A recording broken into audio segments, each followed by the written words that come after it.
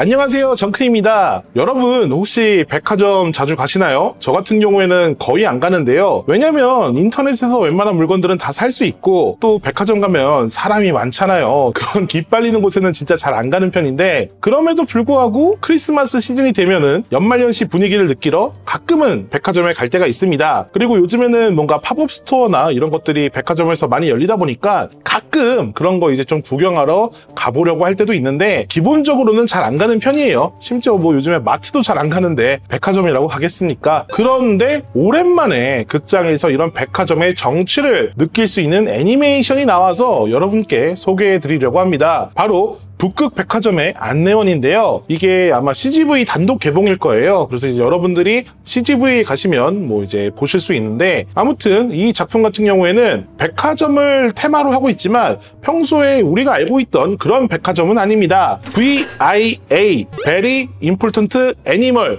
즉 동물들이 쇼핑하는 그런 백화점을 배경으로 하고 있고요. 사람들이 이런 동물 손님들을 안내하고 서비스하는 안내원으로 등장하게 됩니다. 그래서 주인공인 아키노가 이 북극 백화점의 안내원으로 취직하게 되면서 좌충우돌 그리고 고군분투 인턴 생활을 하게 되는 그러한 내용들을 이 작품 안에 담고 있고요. 이 작품의 특징 같은 경우에는 상당히 짧은 러닝타임을 가지고 있다는 겁니다. 70분밖에 안 돼요. 70분밖에 안 되는 이유는 원작 자체가 워낙 짧기 때문에 뭔가 길게 만들기 어려웠던 것 같습니다. 원작이 2권짜리 단편 만화거든요. 그러다 보니까 뭐 러닝타임은 짧지만 그래도 되게 독특한 분위기와 작화 그리고 재밌는 이야기를 가지고 있어서 여러분께 한번 소개해도 좋겠다 싶어서 이렇게 소개하게 되었습니다. 먼저 이 작품의 가장 큰 장점이라고 한다면 앞서 말씀드린 것처럼 작화일 겁니다. 캐릭터들의 움직임이 약간 그런 미국 애니메이션을 보는 것처럼 이렇게 역동적이면서도 상당히 과장되어 있는 그러한 움직임들이 많이 나오거든요. 근데 그런 포인트가 여러분들의 눈을 상당히 즐겁게 해줄 거고 만약에 여러분들이 유아사 마사키 감독의 작품들을 꽤 좋아했다고 한다면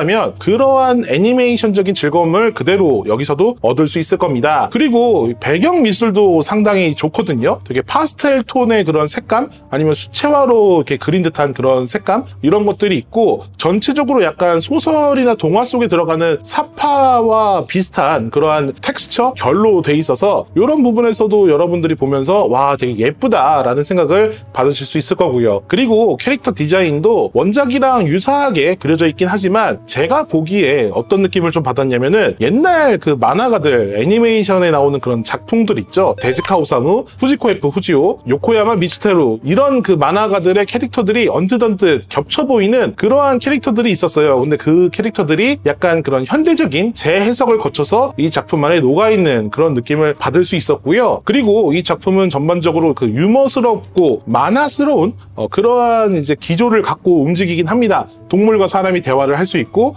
그리고 그 동물들의 각각의 특징에 맞춰서 이 쇼핑을 하면서 벌어지는 에피소드들 이런 것들을 잘 묘사하고 있기도 하고요. 근데 그런 와중에 약간 무거운 담론 같은 것들을 살짝 뒤에 숨겨놨어요. 그래서 이제 후반부에 가면은 자기네들이 하고 싶은 이야기를 되게 무심하게 이렇게 툭 던지는 그런 포인트가 있거든요. 약간 인간이 동물들에게 짓고 있는 원죄에 대한 뭐 그런 이야기를 좀 다루고 있는데 여러분들이 이제 영화를 보고 나서 주제에 대해서 한번 이야기해보면 좋을 것 같고 뭘 말하고 싶었는가, 북극 백화점의 정체가 무엇인가 뭐 이런 것들도 한번 이렇게 서로 이야기해보면 참 좋지 않을까 뭐 이런 생각을 했어요. 하지만 이 부분이 동시에 좀 약점이 되기도 합니다. 왜냐면은 타겟층이 좀 불명확해요. 어린 층들이 보기에는 내용이 좀 어렵고요. 또 이제 저 같은 어른들이 보기에는 계속 도파민이 터지는 그러한 내용들이 아니라 일본 드라마나 이런 것들을 봤을 때 느껴지는 그러한 밋밋함이라고 해야 되나? 그런 게 좀 있습니다. 그래서 이제 그런 부분에서 아쉬울 수 있을 거예요. 그런 느낌이 장점이자 단점으로도 작용을 한다. 그리고 이건 약간 사람마다 다르게 느낄 수 있는 포인트긴 한데 이 서비스직에 대한 묘사나 이런 게 고객 중심적인